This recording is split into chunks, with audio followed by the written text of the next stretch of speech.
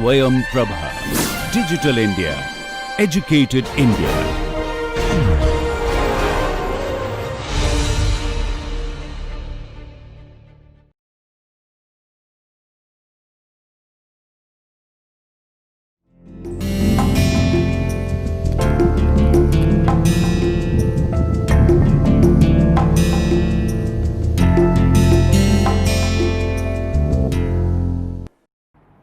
So, welcome to this tutorial series on thermodynamics. So, today we are going to begin a new topic, that is vapor power cycles. So, in vapor power cycle is basically used for power generation, for example electricity production in thermal power plants, and so that is one of the major use of these vapor power cycles. So, we in a steam turbine we basically use water as a working fluid, which changes its phase and it moves between the boiler and then the turbine, condenser and then pump. So, it is a complete cycle that it undergoes. Okay. So, in this tutorial we are going to look into some theoretical problem and some numerical problem on vapor power cycles. So, specifically we will see that if Carnot cycle can be used or if it cannot be used and why it cannot be used. So, this we are going to see, and then we will also solve some numerical problem on simple Rankine cycle, and in the next tutorial I will cover the more complex system like the reheat and the regenerative systems. Okay. So, why is the Carnot cycle not a realistic model for steam power plants? So, you might have studied this in the theoretical class. So, Carnot cycle is not a realistic model for steam power plants. So, the reasons are listed out here. So, what happens in a Carnot cycle? There is basically two isotherms and two isentropic processes, right, in a Carnot cycle. And now, if you so these are the this is a Carnot cycle. So, 1 to 2 is an isentropic compression, 2 to 3 is constant temperature heat addition. So, the temperature remains same. 3 to 4 is again isentropic expansion, and 4 to 1 is constant temperature heat rejection. So, this is the Carnot cycle. Now, if it has to happen in a steam power plant, then what we are going to use water as the working fluid. Now, to if I draw the vapor dome, so it can either be, it can look something like this. Okay. So, within the vapor dome, now what is happening here, it is the process 2 to 3 is both constant temperature process, and also the pressure also remain constants, because 2 to 3 there is a change in phase of water. Similarly, 4 to 1 it is also a constant temperature process as well as it is a constant pressure process. Okay. Now, why the Carnot cycle cannot be used cannot be used in steam power plant? It is because it limits the heat transfer processes to two phase systems to maintain isothermal conditions, and that severely limits the maximum temperature that can be used in this cycle. So, this is the maximum temperature, let us say TH, and this is the minimum temperature, that is TL. So, we cannot increase this TH to a greater extent, right. So, suppose you may try to make something like this, okay, another cycle I am trying to draw, okay, but it may not be possible to go beyond this vapor dome. Okay. So, then it will not remain as an constant temperature process. Okay. Within this vapor dome, this process, let us say 2 dash 3 dash, it will remain a constant temperature process. Okay. So, you cannot superheat the steam, okay, because then the temperature, then the process will not remain as a constant temperature or as isothermal process. Okay. You cannot superheat this. Okay. So, that basically limits the heat transferred in the two phase system, and therefore, you cannot maximize the temperature in this cycle. Also, the turbine will handle steam with a high moisture content. Okay.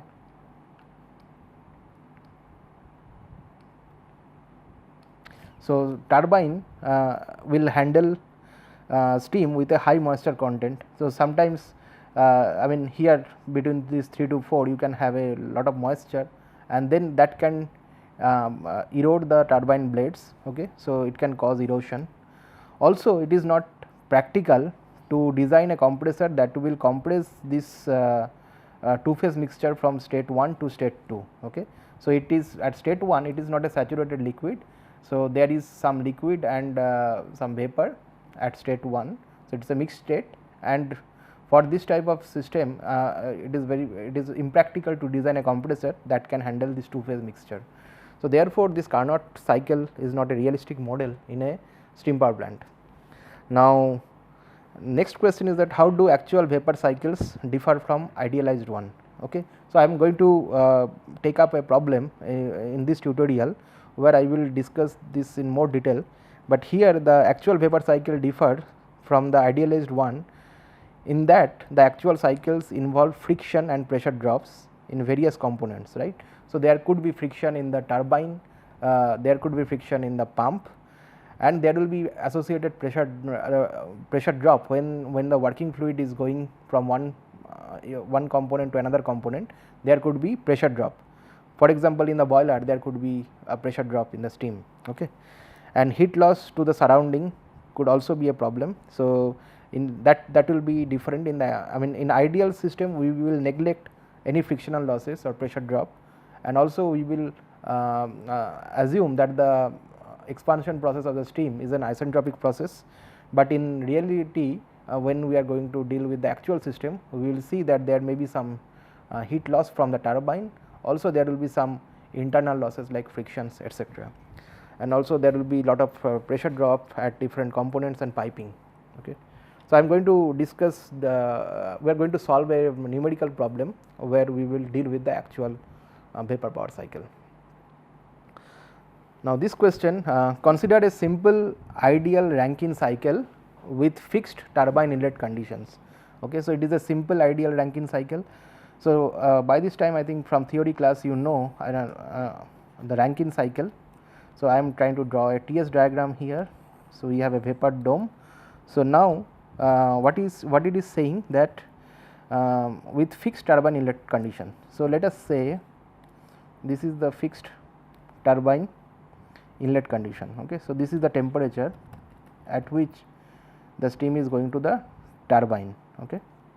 So, let us say this is point number 3.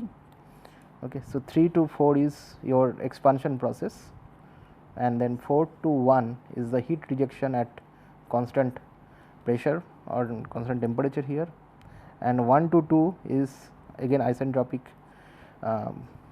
compression in pump, and then 2 to 3 is basically your the heat addition. So, this is the Q in and this is the Q out. Okay. So, these are the different processes in a Rankine cycle. So, 1 to 2 is basically the pump where you pressurize the working fluid from the lower pressure limit to the higher pressure limit, and 2 to 3 the pressure remains same, but the working fluid goes initially it warms up and then it changes phase in this region and then it becomes superheat. Okay. So, this is the boiler. 3 to 4 is the turbine where you expand the steam to the lower temperature lower pressure, and then from 4 to 1 this is basically the constant temperature heat rejection. Okay. So, this is the condenser. So, these are the 4 components in an ideal Rankine cycle. So, now the question is saying that what is the effect of lowering the condensation pressure. Okay. So, now what we have to consider that we will reduce the condenser pressure. So, suppose if I reduce the condenser pressure to some lower temperature, then this will happen. Okay. So, I am now going to extend this isentropic line further. Okay. So, now if I name it, this lower point is 4 dash, this is your 4, okay, and this is your 1. Now, here it is 1 dash and then this is 2 dash, okay, 2 dash, and this one is your 2. So, this is the modified cycle. So, if you reduce the condenser pressure, your cycle will change from 1 dash, 2 dash, 3, 4 dash, okay, and initial cycle was 1, 2, 3, 4. Now, we have to see that what will happen to the pump work input. Okay. So, if you see that, we have to see that pump work input, turbine work output, heat supplied, heat rejected, cycle efficiency and the moisture content and at turbine exit. Okay. So, let us first see what will happen to the heat rejection. Okay. So, you can see that heat rejection will basically decrease here. Okay. So, this will decrease. Now, what will happen to the cycle efficiency, because you are producing more power from the turbine, okay, and the pump work slightly increases. Okay. So, pump work slightly increases, but the turbine work increases in a large extent. Okay. So, if you see the heat supply, so heat is supplied from 2 dash to 3, which is more than 2 to 3, the area under 2 to 3. The basically 2 dash is for this point and 3 is this point. So, area under this curve 2 dash to 3 is the heat transfer in the boiler, right, that is the heat supplied, that is certainly more than the heat supplied between 2 to 3. Okay. So, heat supplied is also increases. Now, what will happen to the cycle efficiency? Since you see that the turbine work increases here and the heat supplied will not increase in that extent, therefore, the cycle efficiency will also increase. Okay. Now, what will happen to the moisture content? So, moisture content also increases, right, because if you see, if you draw the moisture line basically, so dryness fraction. So, this is one line and then 4 dash is lying on another line, okay, which is less than this initial line. Okay. So, the moisture content increases because x 4 dash is less than x 4, right. So, moisture content increases in this problem.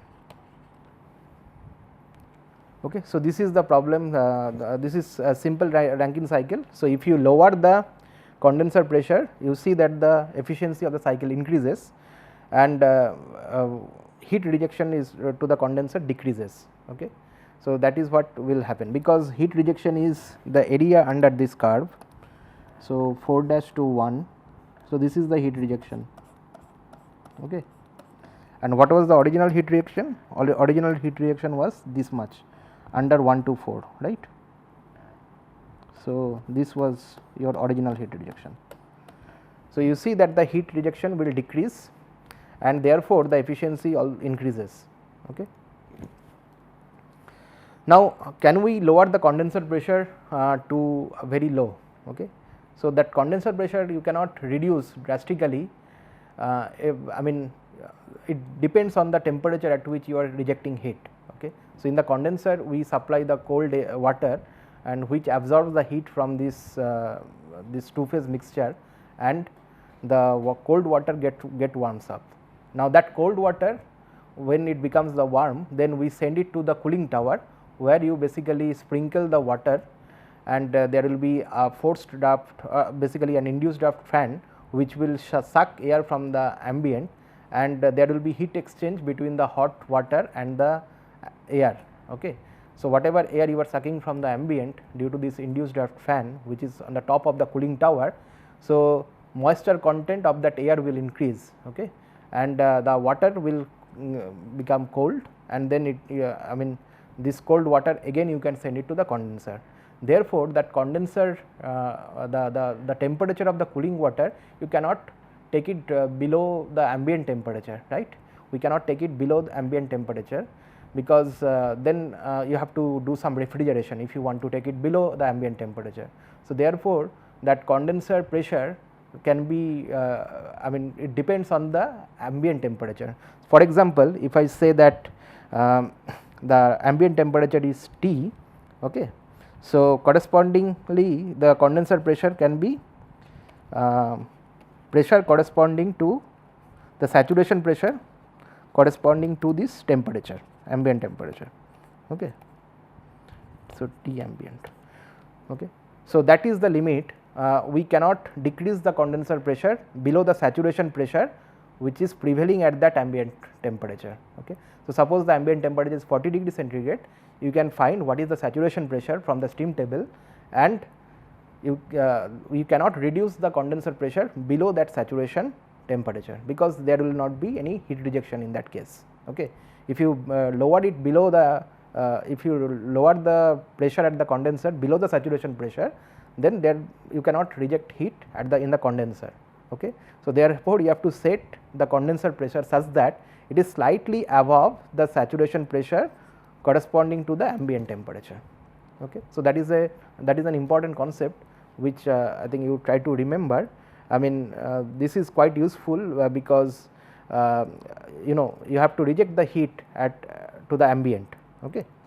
And that is only possible when the condenser pressure is slightly above the saturation pressure corresponding to the ambient temperature. Next question is that consider a simple ideal Rankine cycle with fixed turbine inlet temperature and condenser pressure. So, the turbine inlet temperature and the condenser pressure are fixed. Okay. Now, what is the effect of increasing the boiler pressure? Okay. So, let us try to draw the TS diagram again.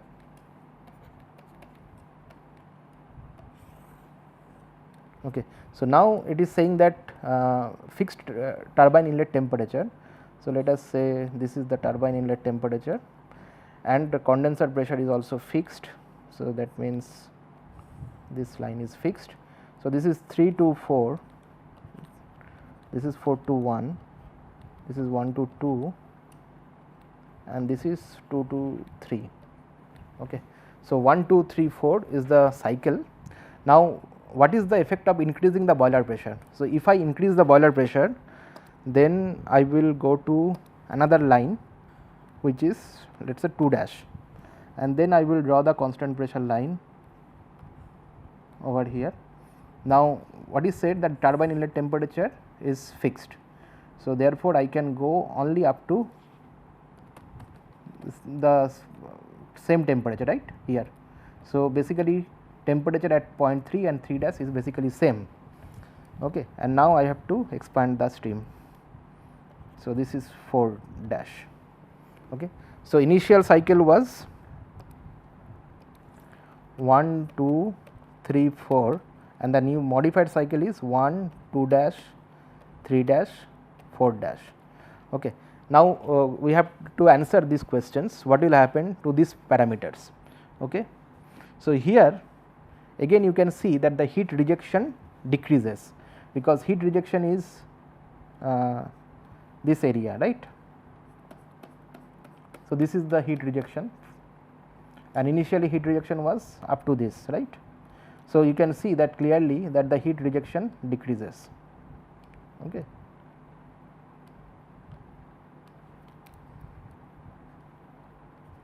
So, heat rejection decreases. Now, what will happen to the other things?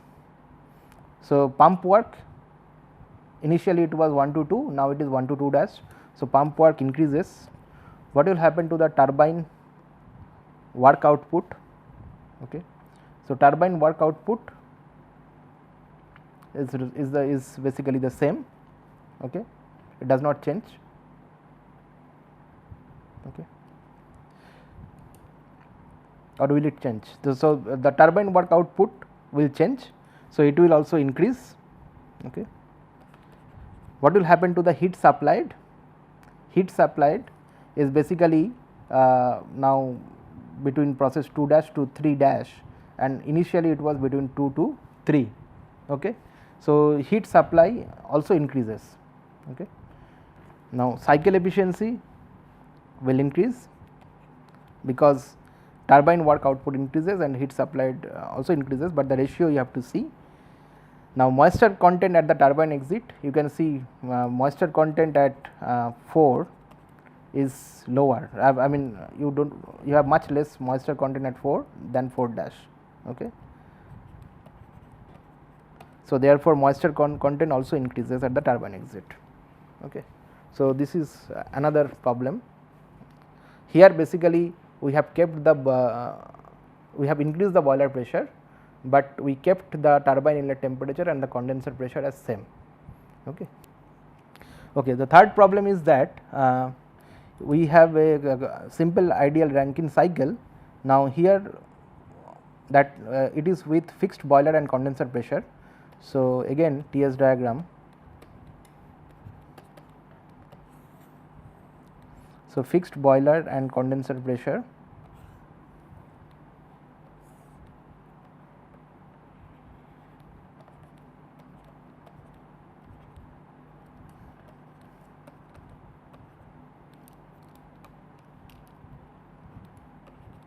Now, what is the effect of superheating the steam? Okay. So, now let us say I will just modify this line little bit. So, this is 3 to 4, and now if you basically increase to another higher temperature. So, 3 dash is 3 to 3 dash is more superheating, right, and this is 4 dash. Okay. So, initially original cycle was 1, 2, 3, 4. Now, with more superheating you have achieved to a higher temperature 3 dash, and when you expand you are coming to 4 dash. Okay. So, what will happen to pump work? Pump work does not change because the process 1 to 2 is basically the same. Now, what will happen to the turbine work output? It is obvious that turbine work output increases because the expansion is now from 3 dash to 4 dash. So, it increases. Heat supplied, again it increases because the area under this curve 2 to 3 dash is larger than the area under the curve 2 3. So, heat supplied also increases. Now, what will happen to the moisture content? Moisture content at 4 dash is basically less moisture, right. So, it decreases because x 4 dash is greater than x 4, right. Okay. And what will happen to the heat rejection? So, heat rejection is basically now the area under the curve 4 dash to 1, which is larger than the area under the curve between 4 and 1. Okay. So, heat rejection also increases. Now, what will happen to the cycle efficiency? Cycle efficiency increases because there is more work done by the turbine, right. So, cycle efficiency also increases. Okay. So, now after these theoretical problems I will move to the numerical problems. So, the first problem is basically a steady flow Carnot cycle which uses water as the working fluid. So, water changes from saturated liquid to saturated vapor state as heat is transferred to it from a source at 250 degree centigrade. Okay. So, heat rejection takes place at a pressure of 20 kilopascal. Okay. So, let us first draw this cycle. So, it is a Carnot cycle which is using water as the working fluid. So, heat is transferred at a constant temperature, that is 250 degree centigrade. So, and water changes from saturated liquid to saturated vapor. So, initially when it goes to the boiler or heat exchanger, it is saturated liquid and then it becomes saturated vapor, right, 1 to 2. Okay. So, that is the heat addition, okay, and that happens at 250 degree centigrade. Okay. Now, 2 to 3 is the isentropic expansion. Now, 3 to 4 is basically the heat rejection and 4 to 1 is your compression. Okay. So, now heat rejection takes place at a pressure of 20 kilopascal. So, this saturation pressure is 20 kilopascal. Okay. So, this is a constant pressure line which is 20 kilopascal. Okay. Now, show the diagram on a TS diagram which we have already done and determine the thermal efficiency and the amount of heat rejected. So, this is the Q out and the net work output. W net is basically Q in minus Q out. Okay. So, this is the problem that we are going to do now. So, to begin with I have to now calculate the efficiency of this cycle. So, efficiency of this Carnot cycle will depend on the lower temperature and the higher temperature, right. So, this is the formula that we know already. Now, we need to find what is the lower temperature. So, this is the TL and this is your TH, higher temperature. Okay. So, we need to know what is TL.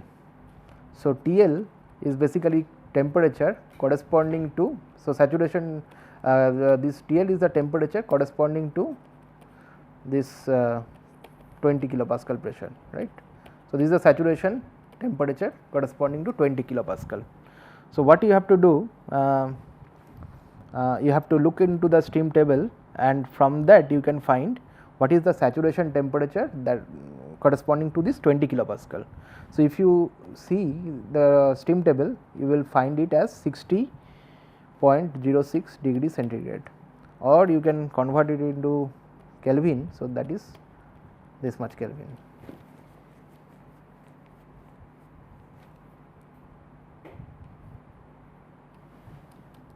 So, it is 333.1. Okay. I am just writing 0.06 as 0.1. So, this is the lower temperature where the heat is rejected. So, now I can put the numbers here, and T high is your 250 degree centigrade, which is 250 plus 273 Kelvin. Okay. So, from this you can find the efficiency of the Carnot cycle, which is 36.3%. Okay. So, that is the first part. Now, the second part is the amount of heat rejected. So, we need to calculate what is the amount of heat rejected here, but let us try to find what is the heat added. Okay. So, Q in is the amount of heat that is added between this process 1 to 2. Okay. Now, that will be equal to the latent heat, because here what is the state 1? State 1 is saturated liquid and state 2 is saturated vapor. So, in between the liquid is changed to vapor due to the heat transfer. So, Q in will be equal to the latent heat, which is HFG at 250 degree centigrade, right. So, that is the temperature. So, corresponding to this 250 degree centigrade, you can find what is the latent heat again from the stream table, and if you find this, you will get it as 1715.3 kilojoule per kg. So, that is the amount of heat transfer. Now, I can calculate what is the Q out. Q out will be basically it should be TL over TH multiplied by Q in. Now, you plug in the number. So, this is TL, this is TH and this is Q in. So, if you put the numbers here, you will get it as 1092.3 kilojoule per kg. So, that is the heat rejection. Now, you have to calculate the net work output. So, net work output will be Q in minus Q out. So, if you plug in the number, you will get it as 623 kilojoule per kg.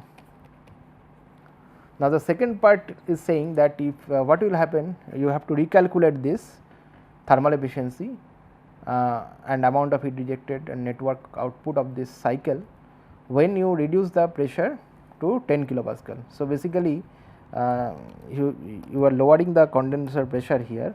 So, you are coming to a lower temperature. So, this will be your T dash and this will be 4 dash. Okay. So, the modified cycle is now 1 to 3 dash to 4 dash. Okay. So, you have to calculate what will happen to the thermal efficiency, amount of heat, etc. So, what you have to do here, the pressure is 10 kilopascal. So, correspondingly you have to find what is the saturation temperature, and then that saturation temperature is the lower temperature TL. Okay. Then everything else will remain the same. So, you can basically calculate this. So, I am not going to solve this problem, you can try yourself at home. So, I will quickly move to the next problem. So, the next problem is about refrigerant. So, it is refrigerant 134A, which is used as working fluid in a simple ideal Rankine cycle that operates the boiler at 2000 kilopascal or 2 megapascal, and the condenser temperature is maintained at 24 degree centigrade. Okay. So, let us draw the TS diagram first.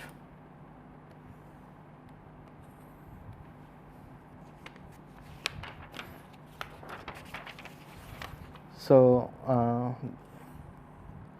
this is the TS diagram.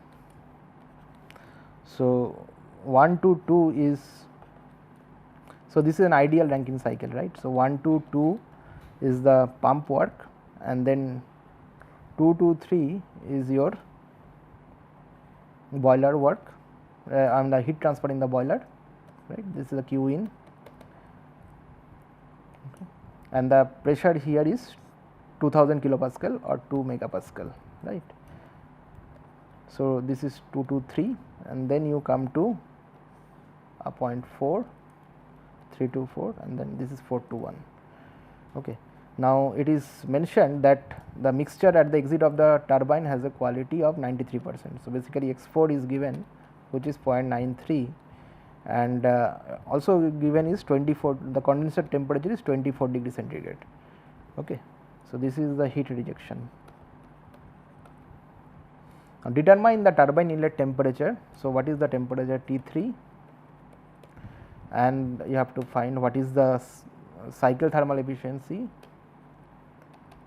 and back work ratio. Okay. So, back work is basically the pump work divided by the turbine work. Okay. So, that we have to now calculate. So, to begin with, we will start with this information. So, here it is given that condenser pressure is 24 degree centigrade. So, correspondingly we can find what is the pressure at corresponding to this 24 degree centigrade. So, basically P1 should be equal to saturation pressure corresponding to 24 degree centigrade, right. So, that you refer the steam table and you can find it as 646.2 kilopascal. Sorry, you have to refer to the refrigerant table, okay, not steam table. Here you have to refer to this R134A. Okay. So, correspondingly you can find what is the lower pressure. So, you can see that the pressure is more than the ambient pressure, right. Ambient pressure is about 100 kilopascal. So, here you can see it is more than 6 times the ambient pressure, right. So, here the heat rejection takes place at a higher than ambient pressure. Okay. But in a steam turbine, what was the condenser pressure in the previous problem? It was about 20 kilopascal, 10 kilopascal, right, which is less than the ambient pressure. Okay. But in refrigerant cycle, the heat is rejected at a pressure which is more than the ambient pressure. Okay. Now, correspondingly you can find from the R134 table, that is table A11, A12 and A13. You have to refer to these tables of Sanger and Bowles, and you can find the enthalpy corresponding to the saturated state. Okay. So, which is basically enthalpy of the saturated fluid at 24 degree centigrade, that you can find is as 84.98 kilojoule per kg. Now, this is H1. Now, we can also find what is the specific volume. So, specific volume of this refrigerant at 24 degree centigrade you can again find from the tables, then it is 0.0008260 meter cube per kg. Now, we can find the work done in the pump, right. So, this is basically WP in, that should be equal to, so it is a V dP, right. So, V times dP. So, difference in pressure is basically P2 minus P1. Okay. So, this is V1. So, I can put this number, and P2 is 2 megapascal, which can be written as 2000 kilopascal, minus P1 is 646.2 kilopascal.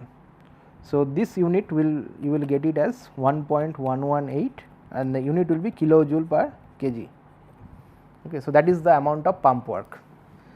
Now, we can find what is the enthalpy corresponding to this point 2. So, enthalpy at point 2 will be basically H1 plus WP in, right, from the first law of thermodynamics, and then you can calculate it as 84.98 plus 1.118, which is 86.09 kilojoule per kg. So, that is H2. Now, what will happen between two, I mean we know what is the temperature, what is the pressure at point 3, that is 2 megapascal, but we do not know what is the temperature at point 3. Okay. So, we do not know what is the state of this fluid. So, here I have drawn assuming that it is in the superheated state, but we do not know whether it is in the superheated state or whether it is in the or is lying on the vapor dome or within the vapor dome, that we do not know. But what is given is that X4, that is the dryness fraction at the exit of the turbine, which is 0.93. So, we can find H4 now. So, H4 is basically it is HF plus X4 times HFG, right. So, now you know that for T, so that is temperature is equal to 24 degree centigrade, right. Correspondingly, we can find what is enthalpy, right. So, enthalpy you can calculate at 84.98, that is the HF, plus X4 is 0.93 multiplied by HFG, which is 178.74. So, if you calculate this, you will get 251.21 kilojoule per kg. We can also find what is the entropy. Entropy can be SF plus X4 SFG. Now, SF from the table again you can find it as 0.31959 plus 0.93, and SFG is 0.60148. So, if you add it up, you will get it 0.87897 kilojoule per kg Kelvin. So, now we know the state 4, and this process 3 to 4 in an ideal Rankine cycle is a constant entropy process. So, S4 should be equal to S3, right. So, that is the condition, S4 should be equal to S3, and that is 0.87897, and now we know that P3 is 2000 kPa. So, correspondingly you can find what is H3. So, H3 you find it as 272.29 kilojoule per kg Kelvin. You have to do some interpolation, and you will see that it is lying in the vapor dome, outside the vapor dome. So, this is the superheated vapor region, right, superheated vapor in that region. So, you can find the enthalpy corresponding to this, and you can also find what is the temperature T3, okay, and this temperature you can find it as 67.5 degree centigrade, because you for in a thermodynamic system, if you know two states, for example, here we know entropy and the pressure, we can get all other properties, like we can get enthalpy, we can get temperature or internal energy, whatever. You need to know at least two states. So, entropy is known and pressure is also known, and correspondingly we can find the other properties like the enthalpy and the temperature. So, this is the first part of the question, that what is the turbine inlet temperature. So, turbine inlet temperature is 67.5 degree centigrade.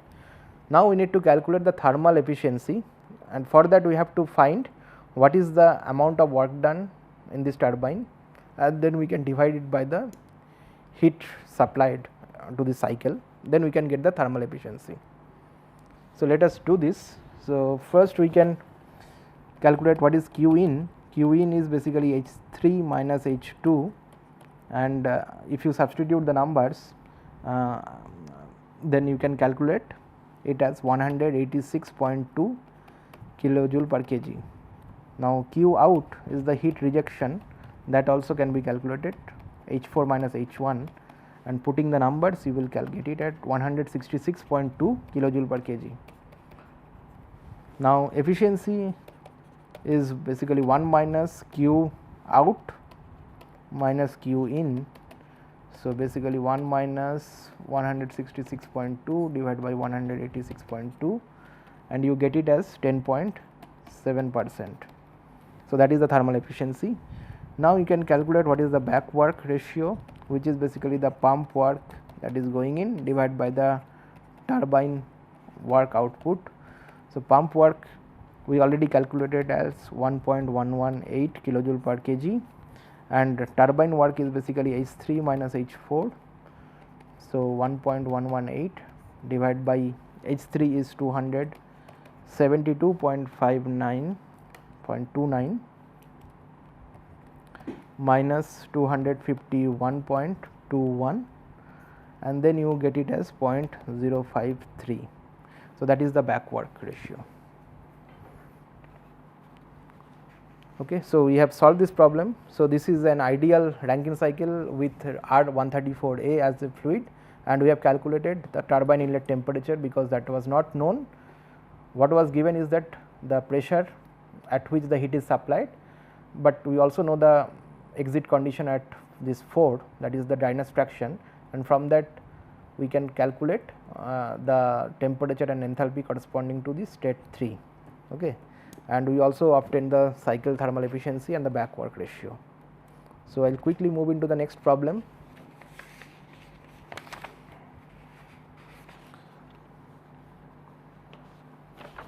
So, next problem is basically a steam power plant that again operates on simple ideal Rankine cycle, and it is having a net power output of 45 megawatt. Okay. So, here the steam enters the turbine at 7 megapascal and 500 degree centigrade. So, again always you have to draw the TS diagram. So, this is 7 megapascal and constant pressure line, and this is 500 degree centigrade. Okay. So, this is 3 to 4 process, which is the turbine expansion in the turbine, and now 4 to 1 is basically the constant pressure heat rejection, and 1 to 2 is the pump work. Okay. So, this is a simple ideal Rankine cycle that produces 45 megawatt power output. Okay. Now, here the turbine inlet conditions are given 7 megapascal and 500 degree centigrade, and condenser pressure is basically given as 10 kilopascal, and it uses cooling water from a lake through the tubes of the condenser, and the rate of water supply, cooling water supply is given, that is 2000 kg per second. So, that much cooling water is drawn from the lake and then it is sent back to the lake. Now, we have to find the mass flow rate of the steam. So, mass flow rate of the steam that we have to find, and we have to find thermal efficiency of the cycle and the temperature rise delta T of the cooling water. Okay. So, these are the questions that we have to solve now. So, first what I have to do, I know that H1 enthalpy at the point 1, that will be corresponding to the saturated liquid or saturated water and enthalpy of the saturated water at 10 kilopascal. So, again you have to refer the steam table and you can find this number, and this number you get it as 191.81 kilojoule per kg. Now, you can also get the specific volume of this water. So, that is Vf at 10 kilopascal, which is 0.00101 meter cube per kg. Okay. So, that is the state 1. Now, we can find what is the pump work. So, pump work is basically Vdp. So, V1 P2 minus P1. So, V1 is 0.00101, P2 is 7 megapascal or 7000 kilopascal minus 10 kilopascal. So, you calculate the pump work as 7.06 kilojoule per kg. So, that is the amount of pump work. Now, we can find enthalpy for this point 2, and H2 will be H1 plus pump work. So, 191.81 plus 7.06. If you add it up, you will get 198.87 kilojoule per kg. So, that is the enthalpy of point 2. Now, I will go to point 3 where pressure is known 7 megapascal and temperature is 500 degree centigrade. Correspondingly, you can find enthalpy from the saturated vapor table. So, it is 3411.4 kilojoule per kg, and entropy can also be found from the table.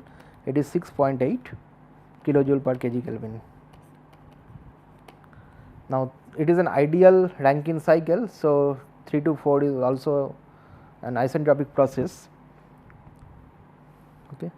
So, S3 should be equal to S4, right. Now, we know pressure at point 4 is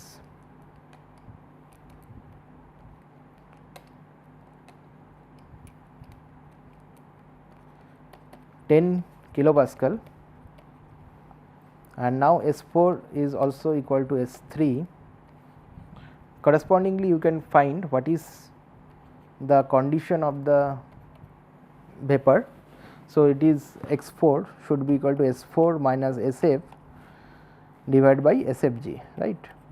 Now, SF and SFG are corresponding to this 10 kilopascal saturation pressure, right. So, S4 you just obtained is as 6.8, and SF from the table you will find write it as 0.6492, and SFG is 7.4996, and then you calculate the dryness fraction as 0.8201. Okay, that is at the exit of the turbine. Now, we can find what is H4. H4 will be HF plus X4 HFG. Again, from the saturated superheated vapor table, you will find 191.81 plus, no, this is for saturated water table. So, 191.81 plus 0.8201 is the dryness fraction multiplied by the latent heat, which is 2392.1 kilojoule per kg. So, enthalpy at point 4 you calculate it as 2153.6 kilojoule per kg.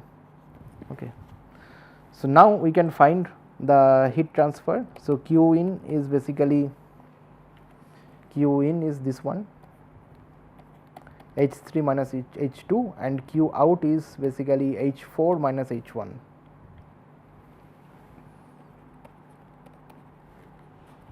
And Q out is H4 minus H1.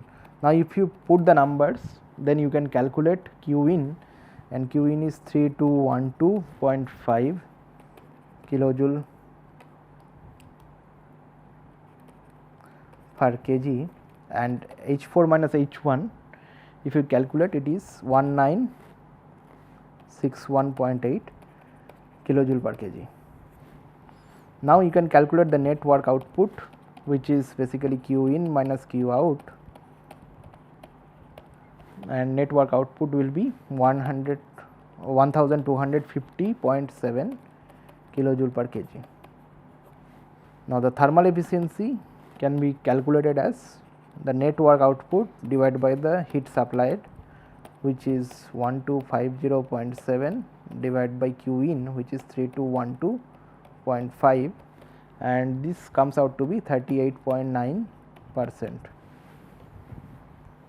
Okay. So, now moving to the next problem, what is the m dot steam that we have to find, right. So, m dot steam should be equal to, how we can calculate m dot steam. So, what information is given, that net work output from the power plant, which is 45 megawatt. Now, this net work output is basically the turbine work minus the pump work, right. So, we have already calculated what is the specific work done. So, specific work done is 1250.7 kilojoule per kg, right. So, if I multiply this specific work done with the mass flow rate of the steam, then I will get the total work done, right. So, this is W dot net, right. Now, that is 45 megawatt or 45,000 kilowatt.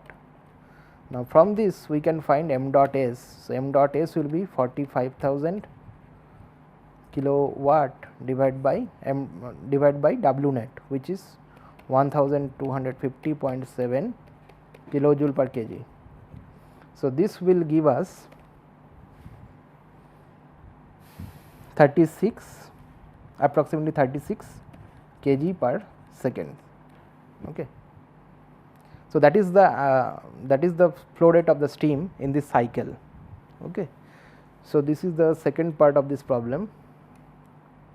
Now, we have to calculate the did we calculate the thermal efficiency? Yes, we have calculated already thermal efficiency. Now, we have to calculate the temperature rise of the cooling water. Now, what is the flow rate of cooling water? That is given 2000 kg per second. So, we have to calculate the rise in temperature of the cooling water. Okay. So, for this we can do the heat balance.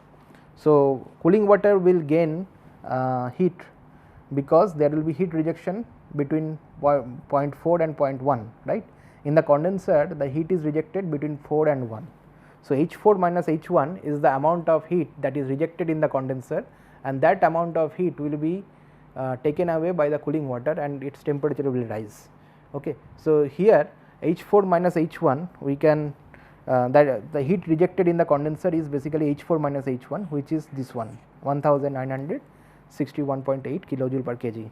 Now, this Q out should be equal to m dot cooling water multiplied by the specific heat of the cooling water, Cp of the water, and change in temperature of the cooling water, right. So, we know Q out, that is 1961.8 kilojoule per kg, and m dot cooling water is also given, that is 2000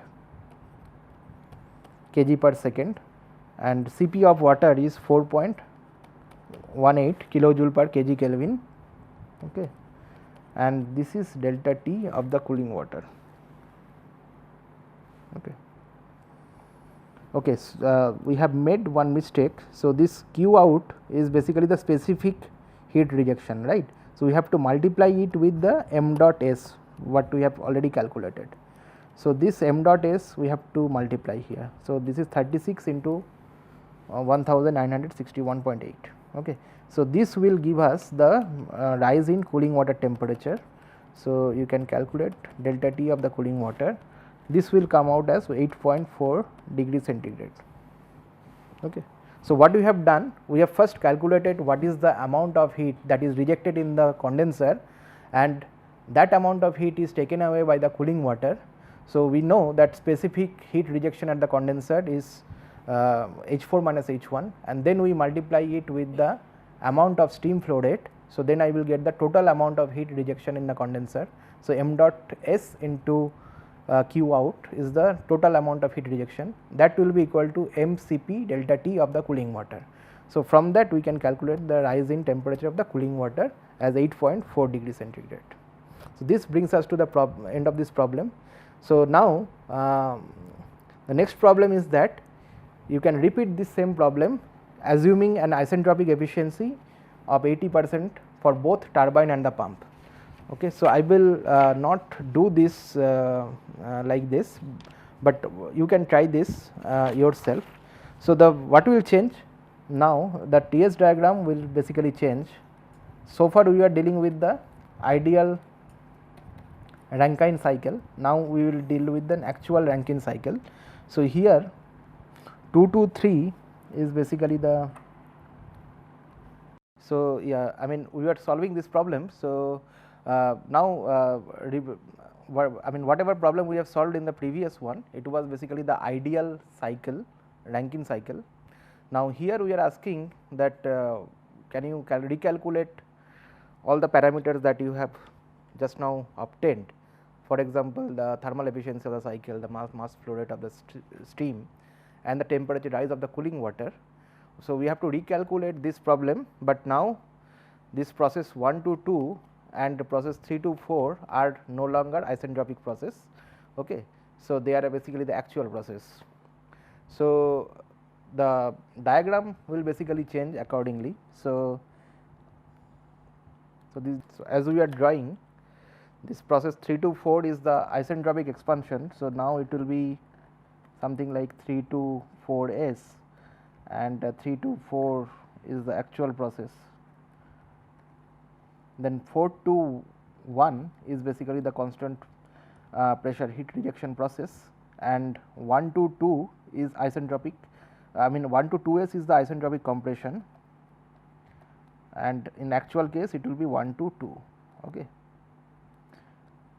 So, you can clearly figure it out what is the difference. So, 1 to 2 s, 3 and 4 s is basically the ideal cycle, whereas 1, 2, 3, 4 is the actual process. Okay. So, what we have to do? We have to consider the isentropic efficiency of the turbine and the pump. So, the isentropic efficiency of the turbine can be written as H3 minus H4s, which is basically the isentropic work done by the turbine, and divided by H3. So, it will be opposite, H3 minus H4 is the actual work done. Okay. So, this is the, in the numerator it is the actual work, and in the denominator it will be the isentropic work. So, that is H3 minus H4s. Okay. So, ideal work.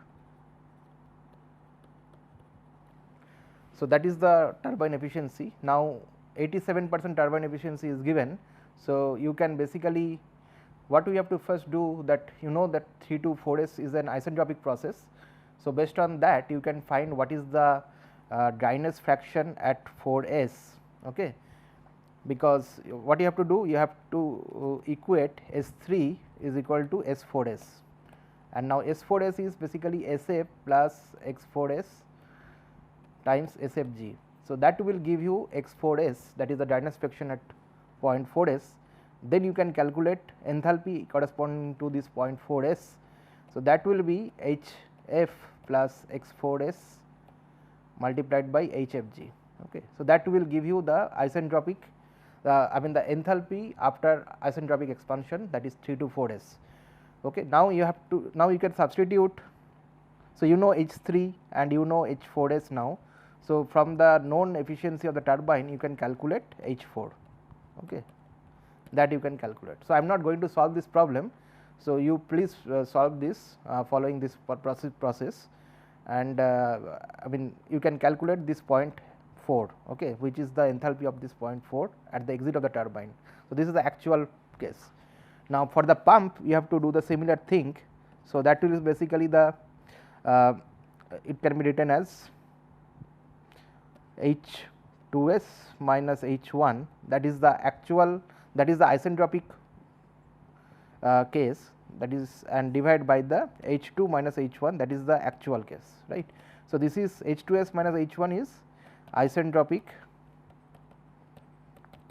work done on the pump divided by the actual work done on the pump.